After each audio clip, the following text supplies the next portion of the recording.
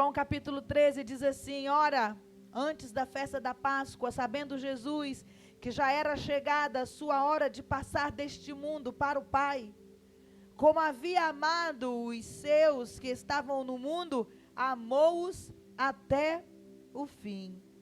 E acabada a ceia, olha só, gente, a ceia tinha acabado de acontecer, tendo já o diabo posto no...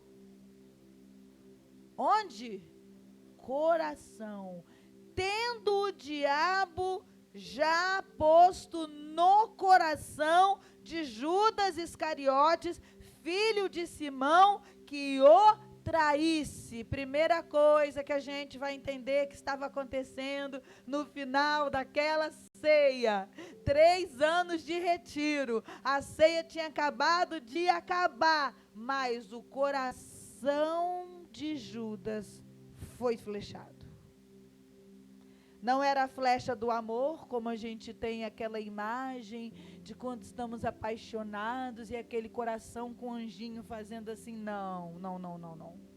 Foi uma flecha ardilosa no coração de Judas. E eu vou dizer para você que sou apaixonada, pelo The Chosen, estou esperando sair a próxima temporada, que vai, na minha leitura, acabar chegando nesses momentos que estamos lendo aqui, a última ceia, o momento da traição e o momento da crucificação de Jesus. Mas quando eu leio esse texto e a palavra diz que o diabo pôs no coração de Judas, eu penso que a traição de Judas não aconteceu por dinheiro. A traição de Judas aconteceu por uma confusão emocional, porque foi posto no seu coração, a sede das nossas emoções. Sabe, quem você vem para a ceia, todo mês você ceia. E talvez hoje Jesus esteja falando com você, que você pode ter participado de tantas ceias, mas ainda as suas emoções estão ali, desarrumadas. Existem coisas no seu coração que precisam ser arrumados. A ceia tinha acabado, 3 anos de retiro, e Judas estava ainda com o coração encrencado, com sentimentos enganosos. Em nome de Jesus, eu quero profetizar que essa ceia será a ceia da sua cura. Suas emoções serão tocadas essa noite, organizadas essa noite, em nome de Jesus. Se é um conflito interno que você tem vivido, se é um sentimento que tem se debatido dentro de você, meu irmão, coloca a tua fé em ação e ceia nessa noite, determinando que suas emoções, elas não são armas, não vão ser flechadas por Satanás, mas elas serão alvo da misericórdia do Senhor. Haverá cura nas suas emoções em nome de Jesus. E o texto continua dizendo, Jesus, sabendo que o Pai, versículo 3, tinha depositado nas suas mãos todas as coisas, e que havia saído de Deus, e que ia para Deus, levantou-se da ceia, tirou as vestes, e tomando uma toalha, cingiu-se, porque no meio da ceia, Jesus se manifesta. A ceia não é só um momento para você tomar o cálice, comer um pão, comer a uva. Não, a ceia traz uma ambiência de movimento de Jesus Cristo. A palavra vai dizer que ele se levantou da ceia e se movimentou, ele tirou as vestes, ele tomou uma toalha e ele começou a lavar os pés dos discípulos. Jesus se manifesta, Jesus se move no meio da ceia, ele está aqui nessa noite, é noite de ceia e ele está se movendo nesse lugar. Depois, versículo 5, pôs água numa bacia e começou a lavar os pés dos discípulos e a enxugá-los com uma toalha com que estava cingido. Aproximou-se, pois, de Simão Pedro, que lhe disse, Senhor, tu lava-me os pés a mim? Respondeu Jesus e disse-lhe: o que eu faço não sabes tu agora, mas tu o saberás depois. Disse-lhe Pedro: nunca me lavará os pés. Priscila, se no dia dessa ceia as emoções confusas de Judas foram expostas, Jesus já sabia que o coração de Judas estava em conflito, estava enganado. No caso de Pedro, não eram as emoções, mas a religiosidade. Apareceu no dia da ceia, Juan. Apareceu Paulinha no dia da ceia. Quando Jesus vai até Pedro para lavar os pés.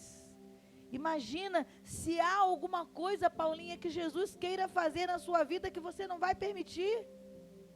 Imagina Jesus Cristo entrando por aquela porta, vindo na sua direção e dizendo: filha, eu vou lavar os seus pés. E você dizendo: não, Senhor, porque isso não é adequado. A lei não permite isso. Quem tem que lavar os pés é um escravo. Não é dessa forma que a sociedade funciona. Não é assim que nós aprendemos dos sacerdotes. Não é assim que as coisas são, Jesus. Você se vê fazendo isso? Pois foi isso que Pedro fez. Um espírito de religiosidade que apareceu ali, no dia da ceia. Jesus querendo lavar os pés dele. E ele disse: não, isso não pode acontecer. Deixa eu falar para você. Se você vem cear, vem participar dessa mesa como mais um ritual, você precisa de cura essa noite, meu irmão, porque a ceia não é um ritual. Deus quer curar você dessa religiosidade, dessa e de qualquer outra religiosidade que às vezes bate na nossa porta. Você quer ver uma coisa? A religiosidade de orar na hora do almoço. Pessoas que oram na hora do almoço, a mesma oração, todos os dias, como uma reza, porque se não orar, parece que ficou faltando algo que faz parte daquela tradição da mesa e que tem que acontecer. O nome disso não é intimidade. O nome disso é religiosidade. Sabe aquela oração na hora do almoço que você fica torcendo para a pessoa que está do seu lado? Senhor, faz ela orar logo, faz ela acabar logo. Senhor, tem um leão aqui na minha barriga bradando dentro de mim, meu Deus, que não aguenta. Aquela oração de 3 segundos. Isso não é intimidade, isso é religiosidade. Pastora, você está dizendo que a gente não deve mais orar na hora do almoço? Não, de maneira nenhuma. Eu só estou dizendo que todas as vezes que você falar com Jesus, a coisa mais importante para você naquele momento precisa ser a pessoa dele. Então, se você tiver que orar, porque isso é um ritual, por favor, não ore. A oração não é um ritual, a oração não é uma tradição, a oração não é um rito, a oração é uma prova de amor, a oração é um interesse de intimidade com Deus, a oração é um coração que queima e tem necessidade de ouvir o seu Pai e falar com Ele. A religiosidade de Pedro apareceu no dia da ceia. Pedro, você acabou de participar da mesa? E você está aqui me dizendo que eu não posso lavar os teus pés. E eu pergunto para você, o que é que você tem feito por religiosidade? Jesus quer trocar o seu coração nessa noite. Quer fazer você alinhar-se. Quer movimentar você na intimidade, não na religiosidade. Quer fazer com que o seu coração volte a queimar por isso. Que você volte a achar o sentido de orar na hora do almoço com a gratidão que invade o coração de quem recebeu o alimento mais uma vez. E de servi-lo por amor. E de servi-lo por paixão. E de servi-lo porque uma vida vai ser pouco para entregar a Ele. dele nessa terra. Deus quer transformar os teus sentidos nessa ceia, nessa noite, meu irmão. E o texto continua, versículo 8, respondeu-lhe Jesus, se eu não te lavar os pés, não tens parte comigo. E disse Simão Pedro, Senhor, não só os meus pés, mas também as mãos e a cabeça. E disse-lhe Jesus, aquele que está lavado não necessita de lavar senão os pés, pois no mais todo está limpo. Ora, vós estáis limpos, mas não todos, porque bem sabia ele quem o havia de trair. Por isso disse, nem todos estáis limpos. Depois que lhes lavou os pés e tomou as suas vestes e se assentou outra vez à mesa, disse-lhes, entendeis o que eu vos tenho feito?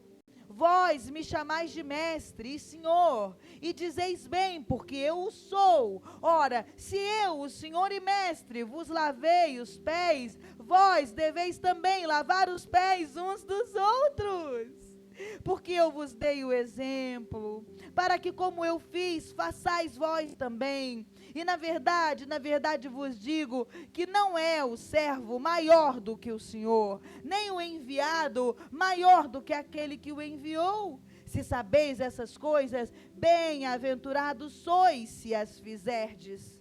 Não falo de todos vós, eu bem sei os que tenho escolhido, mas para que se cumpra a escritura, o que come o pão comigo levantou contra mim o calcanhar.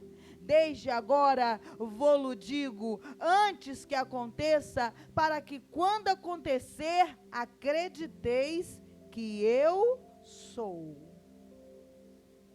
Aqui tem uma outra questão importante, que estava sendo exposto ali, que estava aparecendo ali. Jesus, como diz o Isaac, numa resenha, começa a explicar tudo de novo para eles.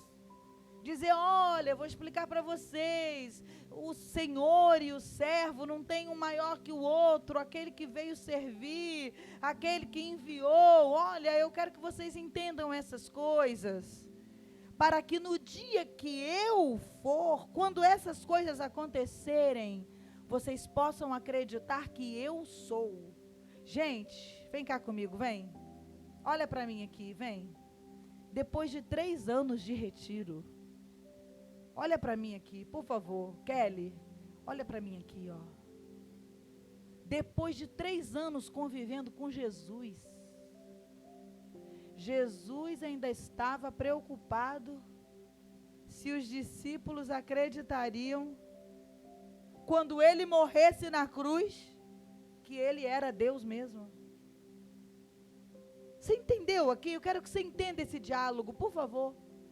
Jesus explica tudo. Olha, eu estou lavando os pés de vocês, vocês têm que entender o que vai acontecer, alguém vai me trair, mas olha só, tudo isso está acontecendo, porque a Escritura já dizia, e eu estou contando tudo isso para vocês, para que quando acontecer, acrediteis que sou eu sou. E aí, Benedito, eu fico me perguntando, se depois de 3 anos, aqueles homens ainda precisavam de provas de que aquele era o Messias. Minha filha Valesca, sabe o que estava acontecendo ali naquele dia da ceia? A incredulidade daqueles discípulos estava sendo exposta.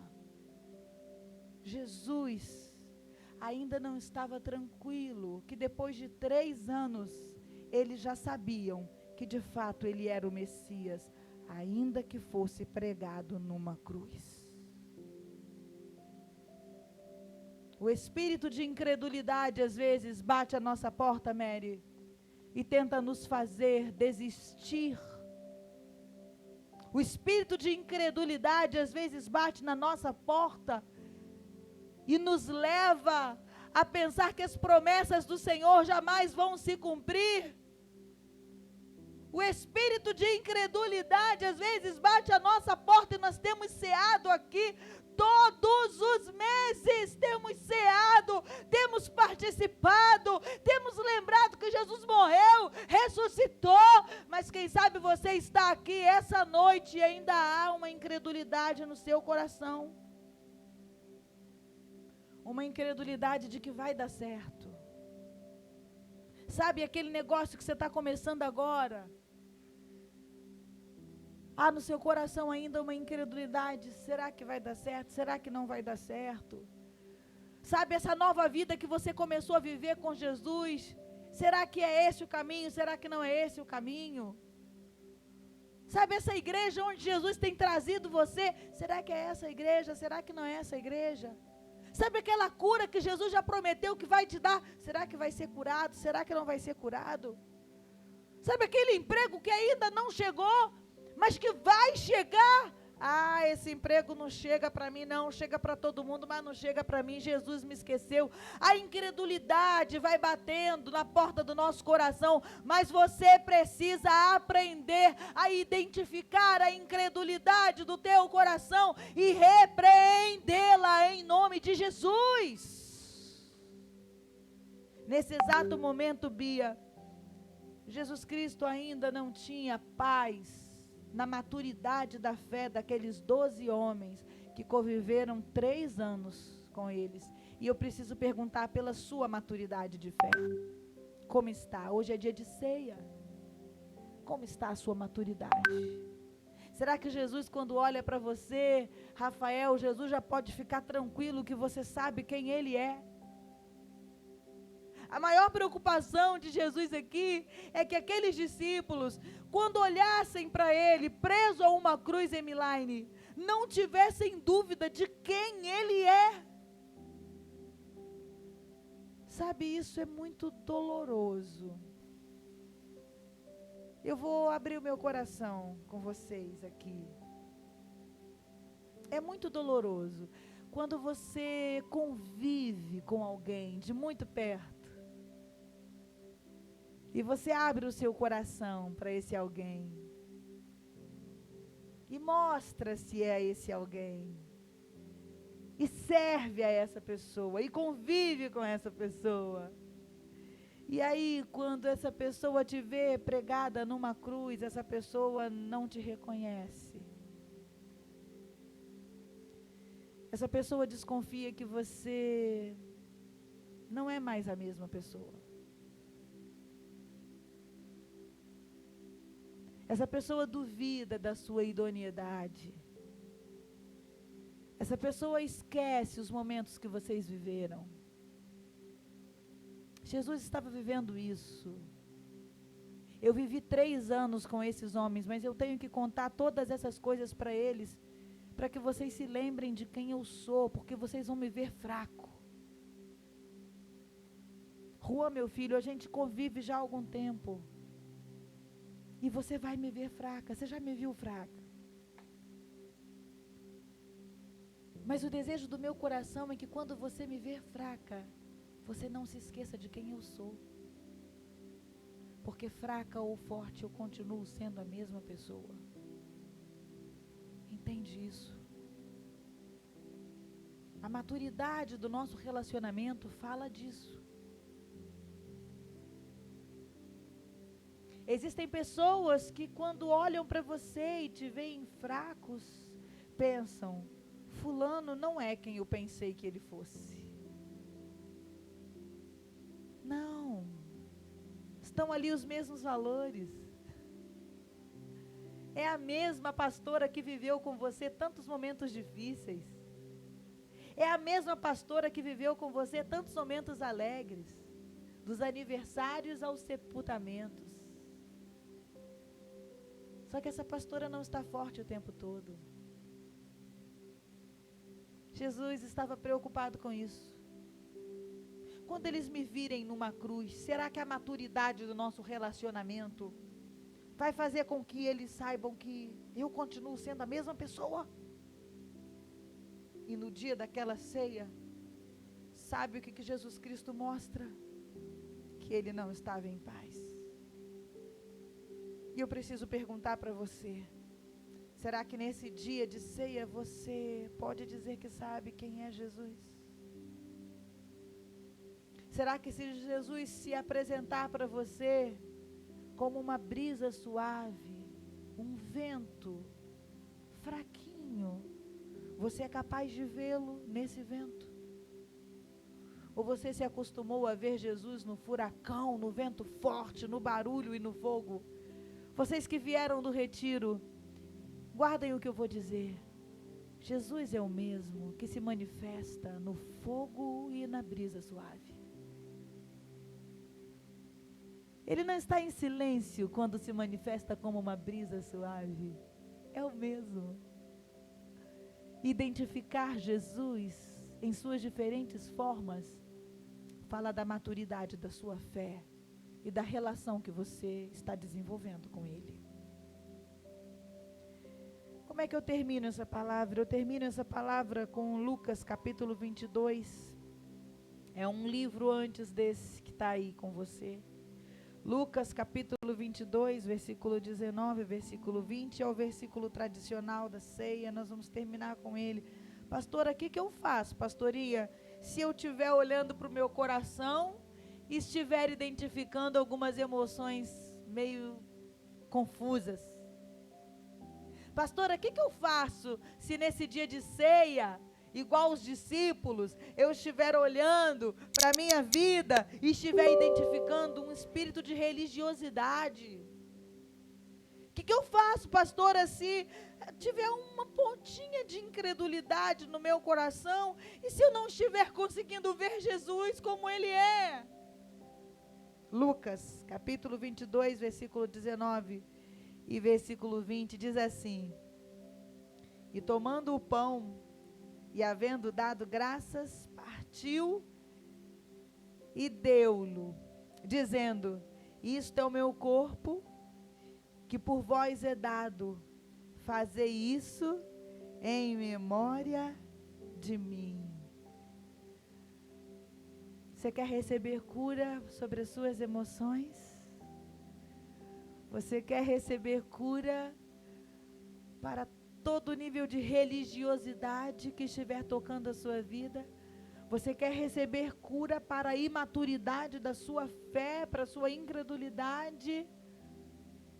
Nessa noite de ceia, lembre-se de Jesus. Faça isso em memória de mim, de Jesus.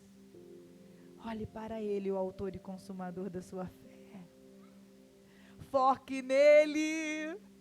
Foque nele, olhe para Ele. Salmos 34 vai dizer: olhai para Ele e os seus rostos serão iluminados, porque se você fizer de Jesus a sua prioridade, as suas emoções serão alinhadas. Eu estou triste, olhe para Ele. Eu estou assustado, olhe para Ele. Eu estou com medo, olhe para Ele. Eu estou insegura, olhe para Ele, e as suas emoções serão alinhadas. Fazer isso em memória de mim. E o texto continua dizendo: semelhantemente tomou o cálice depois da ceia, dizendo: este é o cálice da nova aliança. Diga assim: nova aliança. Nova aliança. A ceia nos traz cura, porque a ceia é sempre uma mensagem de nova aliança, de recomeço. Você vai começar hoje novamente. Pastor, até aqui eu estava fazendo por religiosidade, mas agora eu quero fazer por intimidade. A ceia é uma nova aliança, é recomeço. Pastora, até aqui eu estava fazendo, mesmo com as minhas emoções confusas, me sentindo perdido, me sentindo perdida, as minhas emoções embaralhadas, mas hoje é dia de ceia, e ceia fala da nova aliança. Você pode recomeçar na sua vida emocional hoje mesmo. Você está entendendo isso? Esse é o cálice da nova aliança. Aquele que está em Cristo, nova criatura é. Eis que as coisas velhas, Paulinha, já passaram, e tudo se faz novo. É o cálice da nova aliança. E por último, que é derramado em favor de vós. Você quer ser curado do espírito de religiosidade? Você quer se recusar a seguir em frente com as emoções enganosas, conturbadas do jeito que elas estão? Você quer se recusar a seguir com pontas de incredulidade no seu coração? Você quer voltar a acreditar? Então aceite nessa noite de ceia que é um favor, é graça derramada de Deus sobre a sua vida. A ceia me lembra e te lembra que nós vivemos pela graça. E você pode mergulhar na graça.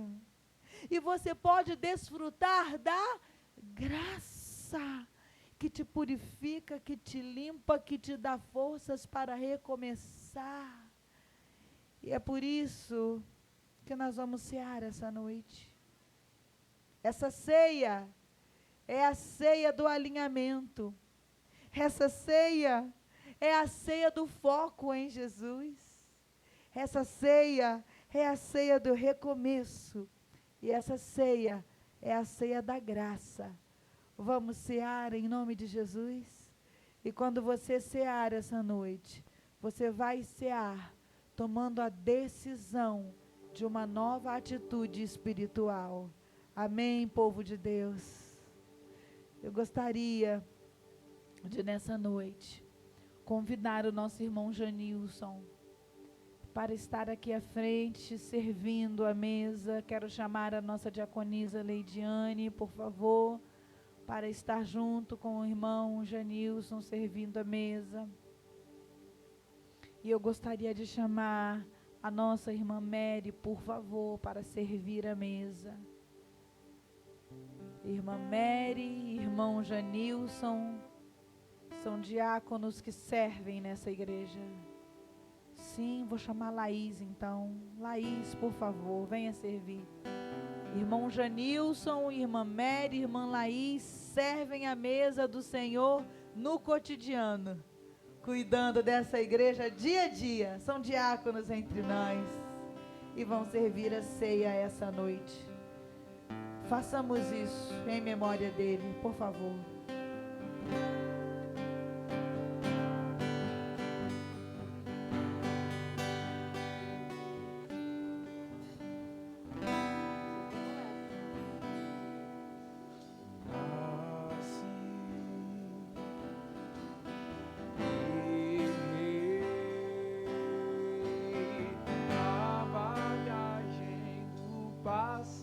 Deus.